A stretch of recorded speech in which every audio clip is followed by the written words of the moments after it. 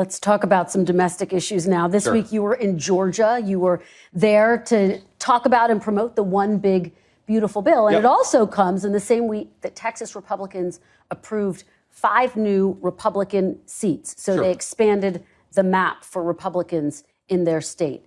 If President Trump's agenda is so popular, why do Republicans need to add additional seats to the map?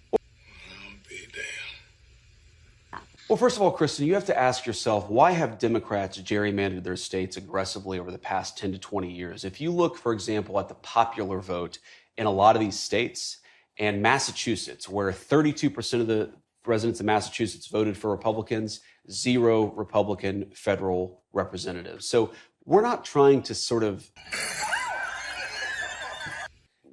All we're doing, frankly, is trying to make the situation a little bit more fair on a national scale. The Democrats have gerrymandered their states really aggressively. We think there are opportunities to push back against that, and that's really all we're doing. And yet, Mr. Vice President, you were able to win the House and the Senate in 2024. Why can't you do it again without adding additional But we had seats? But this is a very important question, Kristen. We had way fewer House seats than we should have. 1, if the Democrats hadn't aggressively gerrymandered, and 2, if illegal aliens weren't counted in the census for purposes of apportioning congressional seats. The best estimates I've seen is that in California, for example, has 5 additional congressional seats